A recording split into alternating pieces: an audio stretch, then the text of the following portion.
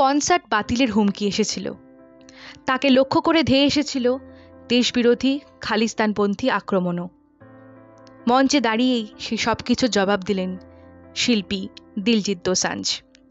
আর তার সেই উত্তর ফের একবার মন জয় করে নিয়েছে সকলের। দেশের বিভিন্ন রাজ্যে কনসার্ট নিয়ে ব্যস্ত দিলজিৎ। কলকাতা, বেঙ্গালুরুর পর মধ্যপ্রদেশের ইন্দোরে কনসার্ট করতে গিয়েছিলেন।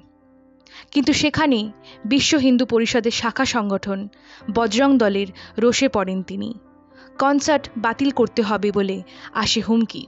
বজরং দল দাবি করে কৃষক আন্দোলনের সময় একাধিকবার দেশবিরোধী মন্তব্য করেন দিলজিৎ। তিনি খালিস্তান সমর্থকও। এরপরও দিলজিতের কনসার্ট হলে বাকিটা তারা দেখে নেবে। দিলজিতের কনসার্টে মদ্যপান, মাদক সেবনও চলে বলে অভিযোগ করে বজরং দল। সেই সব কিছুর জবাব মঞ্চ থেকেই দিলেন দিলজিৎ।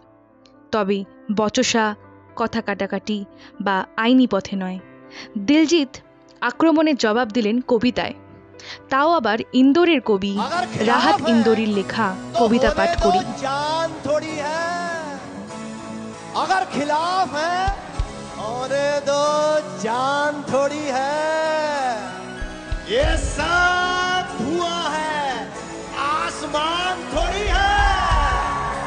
अगर खिलाफ है होने दो जान थोड़ी है, ये सब धुआं है आसमान थोड़ी है। सभी का खून शामिल है यहाँ की मिट्टी में, किसी के बाप का हिंदुस्तान थोड़ी है। সংসদের অন্দরে মিটিং মিছিলে এতদিন রাহাতের ওই কবিতা জায়গা করে নিয়েছিল। দিলজিতের মতো তারকাও প্রতিবাদ জানাতে রাহাতের কবিতার দ্বারস্থ হলেন। অভিনয়, গানে আগেই সকলকে মুগ্ধ করেছিলেন দিলজিৎ। তার এই প্রতিবাদী সত্তাকেও কুর্নিশ জানিয়েছেন সকলে।